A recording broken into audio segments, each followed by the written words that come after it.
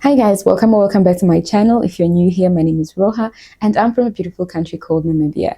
Today's video, as per title, I'll be talking about my experience traveling with an African passport. So for those of you who don't know, I am from Namibia and this is what the Namibian passport looks like. I have to say it's quite nice because the EU has made it so nice, like in terms of traveling in between their countries, because not only do you get free access to travel around 27 countries, I think they're 27, because once you enter, let's say, the Schengen zone, right, that's the only time that you actually have immigration control. Other than that, when you take your other flights, let's say, for example, I entered Germany, right? And they asked me a few questions and then stamped me into the Schengen area. That's it. When I take a flight from Germany to another country, there will be no immigration control. And from that country to another Schengen country, there'll be no immigration control, meaning I don't have to pass another counter. So the only counters that you actually will encounter is, like, for example, let's say I am in Hungary, right? I'm now in Hungary and I want to fly to France. Okay, so in Hungary I might go to the counter to check in for my flight, and then they'll just give me my boarding pass, or you can even print your boarding pass yourself and then you get to the flight. Once I reach Paris or France, right, there will be no counter. And that's how it works in the Schengen zone. There's no immigration control when you start flying within the Schengen zone, which I think is spectacular. It's spectacular, you guys. Also, you can obviously take buses in between countries. You can also take trains in between countries. And again, there's no border control. The only controls there are, it's not even about like, asking you like questions. What are you doing here? How long? Blah, blah, blah. Prove where you're going to stay. No, no. What will happen is, for example, you might be on a bus and you are entering another country. And for example, Denmark, or let's say Denmark, right? The Danish police can be quite checky, but it's not like something bad. They'll just ask to see your passport. So you give them your passport. What they'll do is they'll look at your visa, and if it's still valid, they just hand you your passport back, and that's it. They don't ask you nothing, right? So on the other hand, like I said, you could have, for example, the Namibian passport, and then you could have a Nigerian passport. And the difference is so huge, you guys. You would be surprised. Not even to say like Namibians will not face issues, because like I said, it depends on your luck. I had a friend who had traveled from China to Malaysia and she was going to Thailand, right? And she holds a South African passport. South African passport. And mind you, South African passport worldwide is actually respected, right? And they held her there, asking her ridiculous questions that did not even make sense. And then she ended up missing her flight. So, like I always say, sometimes it's not even about the passport you hold. Sometimes it's the fact that you are a person of color. Like, just being African alone can be a problem. And it can be a problem in such a way that a lot of times you see other people, they just get like stamped and welcomed into countries. But as soon as like it's you'll be asked questions. And let me be fair, some immigration officers can be rude, but a lot of immigration officers are just doing their job. So they'll ask you questions. So just try to not be like above them. Try to just like be in the middle, humble yourself, and answer the questions as politely as you can. Because I know, for example, the immigration in Malaysia, they do not like someone who tries to be above them. Just when you enter the counter, try to be nice, smile, be confident, and don't be scared, because the only reason you'd be scared is if you're doing something wrong. If you're not doing something wrong, then I suggest you just calm down, answer the questions you're being asked, and you should be okay. Provide the information that you're being asked, and you should be okay. But like I said, sometimes you do actually get immigration officers that are complete jerks. And because, for example, you hold a Nigerian passport, you could have all your things in order, or you could even hold a Namibian passport and you could have all your things in order, and they would still try to just ruin your day by asking you things. And even if you provide all the things, they could just end up like deporting you. But again, life can be really hard. I know, just like being African and being a person of color can be really challenging when it comes to like immigration counters.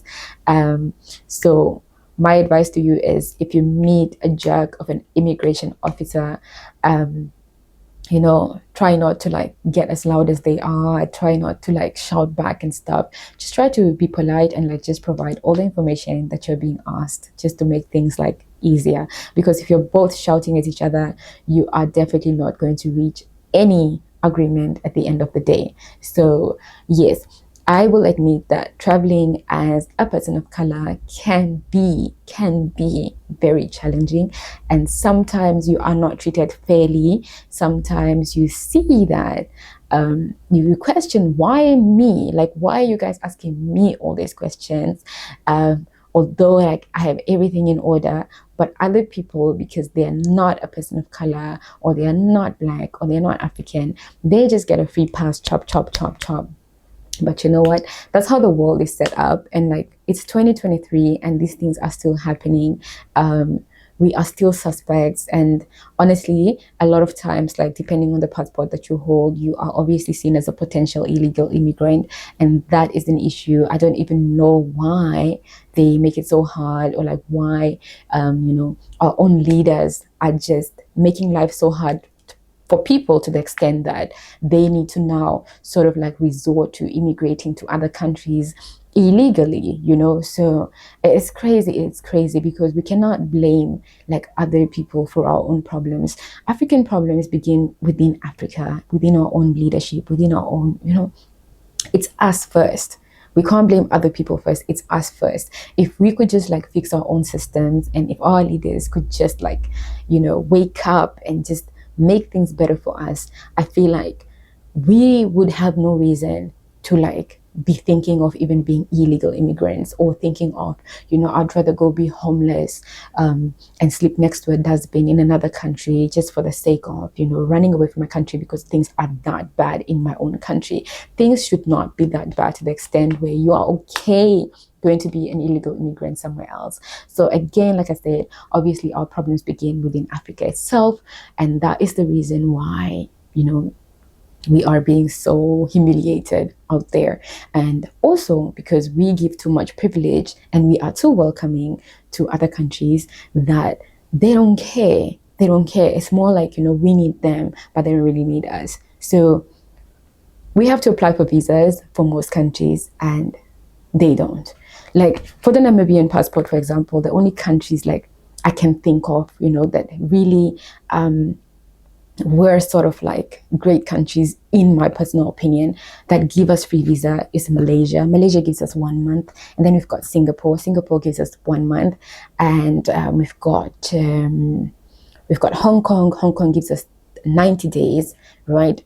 And South Africa, I think South Africa gives us 3 months. And then we had the UK. UK had given us 6 months. Now they gave us 0. These are the only countries that I can actually think of that were kind of like great countries. The rest are just like, it's just normal countries, like a country that you wouldn't really wake up and think, okay, let me go there. You know what I mean? Indonesia was one of the countries that had given us 1 month. Indonesia is a nice country. They've got nice beaches and all of that. But Indonesia removed all African countries and only left 2, which is South Africa, I think, and Tunisia. That was during the pandemic. And I still question till today, why did Indonesia do that to Africans? And on top of that, the visa is very expensive. It's like 300 USD to go to Indonesia. I mean, Indonesia. That is almost more than what I paid for my Schengen visa. Right? My Schengen visa cost me 1,500 Namibian dollars. So if you're telling me that the Indonesia cost me 5,000 Namibian dollars, it's like, what? Do they just not want Africans there? Or what is the real reason? I'm still trying to understand the Indonesian saga, but that's what it is. Indonesian visa is about 300 USD, and the Schengen visa is way less than that. And Schengen visa gives you access to 27 countries in Europe, free access.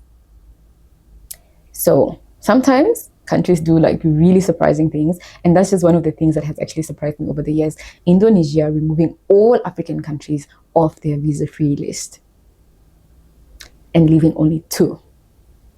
Something questionable. So anyway, that will be the end of my video. If you guys would like to share your experience and stories of, I can give you guys a lot of stories about people that have faced immigration issues, but that's not what this video is about. I just wanted to give you guys a brief overview of like me traveling with a Namibian passport and whether it's been an actual struggle and how you guys should approach immigration officers should you have some issues. And also, guys, do contact your embassy. Namibian embassies are really helpful, or at least in my opinion. Namibian embassies are very, very helpful. And one of the reasons is probably because we are so few. So they tend to sort of like really care about their own people. So do contact your embassy if you do also find yourself in some kind of like dilemma and you really feel like what is happening to you is not just, right? So, but there are cases obviously where you know that you are guilty and the embassy might not be able to help you. But if you feel like you are not being treated fairly in that country and you've got an embassy there, contact the Namibian embassy to assist you, right? So share in the comments, you guys, have you guys ever come across like jerk immigration officers? Should I call them jerks? So I'm going to use a meaner word. Mean. Okay, let's say mean immigration officers. And you feel like you were not treated fairly and why? So let me know in the comments and I'll see you guys in the next video. Ciao. Don't forget to like, comment, share, and subscribe.